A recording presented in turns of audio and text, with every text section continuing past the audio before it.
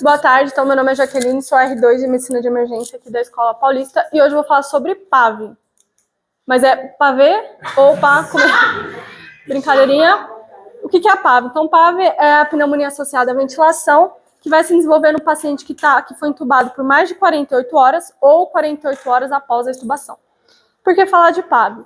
Porque ainda é uma causa bem importante de morbidade e mortalidade dentro das terapias intensivas, apesar da terapia antimicrobiana e dos cuidados de prevenção que a gente toma. E teve estudos que mostraram que a PAV ela prolonga o tempo de internação, prolonga a duração da ventilação mecânica, e esse é um estudo que mostrou que, além disso, aumenta também os custos do hospital com esses pacientes. Mas tá, no mundo ideal, então, o paciente chega pra gente, a gente estabiliza e #partiu UTI. Porém, aí os intensivistas que lutem, né, porque PAV seria depois de 40 horas entubado, e no mundo ideal o paciente não ficaria com a gente mais de 48 horas entubado. Mas na vida real a nossa sala é cheia, o paciente às vezes fica 6, 7 dias com a gente na sala, então acho importante a gente pelo menos saber identificar e tratar quando necessário. A gênese é a mesma coisa que a pneumonia normal, é microaspiração de micro-organismo que fica na orofaringe. E no caso do tubo, ele facilita essa aspiração para os pulmões. Aqui tem vários fatores de risco, mas eu quero chamar a atenção só para alguns. O primeiro é a intubação em si. Esse aqui, que é bem controverso, que são agentes que aumentam o pH gástrico, mudança frequente no circuito do ventilador, posição supina, uso de relaxante muscular, má higiene oral e sedação. Aqui é só para exemplificar e lembrar que a tráquea também entra aí como PAV.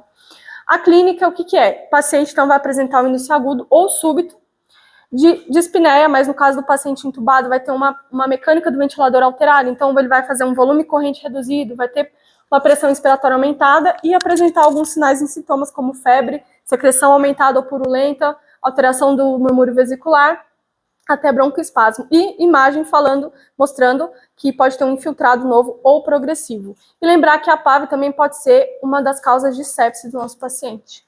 Diagnóstico é clínico, o paciente precisa ter uma imagem comprovando que tem um infiltrado novo ou progressivo e tem que ter evidência clínica como febre, escarro purulento, leucocitose. E aqui lembrar de pedir cultura, mas a gente não aguarda cultura para poder entrar com antibiótico. Lembrar só de alguns diagnósticos diferenciais, pneumonia de aspiração, TEP, síndrome de desconforto respiratório agudo, enfim. O que é importante aqui é lembrar dos patógenos que são relacionados, que é o Staphylo aureus. A maioria é sensível à oxacilina, mas depende do lugar onde você trabalha, e Pseudomonas aeruginosa também. Teve outros bacilos também, mas que não entram muitos como patógenos isolados. O tratamento é uma antibiótico-terapia empírica, e o tratamento, você precisa saber o perfil de resistência dos micro-organismos do hospital onde você trabalha, porque é isso que vai guiar. Tem estudos, tem literatura que fala que acima de 10% de estáfilo sensível, resistente à oxa, você já entra direto com vanco. E a mesma coisa com pseudomonas, você pode usar tazocin, mas se tiver um perfil alto de resistência, você já entra logo com mero. E pra gente, o principal é a prevenção, que é a parte mais importante, e é um grupo de ações que vão ser realizadas por toda a equipe, não só pelo médico. Como decúbito elevado, então 30 a 45 graus no paciente entubado. Uma bem importante é a higiene oral, que muitas vezes a gente até esquece de prescrever ou deixa lá com clorexidina pelo menos 3 vezes ao dia. E sempre que puder, fazer também a escovação dos dentes desse paciente. A pressão de cuff também, eles falam entre 20 a 30, que a gente vê na UTI, né? A pressão do cuff foi encontrado tanto ajustado padrão.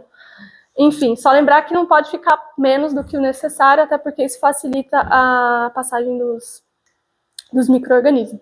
E a aspiração do paciente sempre que ele estiver secretivo. Outra coisa também é não ficar manipulando os equipamentos do ventilador, só trocar mesmo, eles falam na literatura que é só para trocar quando realmente estiver sujo, com sujeira visível.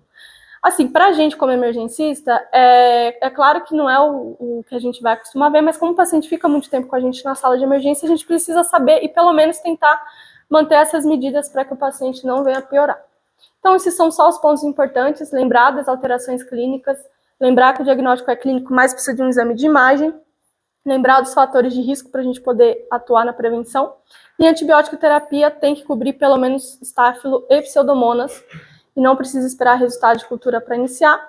E o principal é a prevenção. E a mensagem que fica é: mundo ideal, intensivistas que lutem, mas no real a gente também que lute. E é isso. Obrigada. São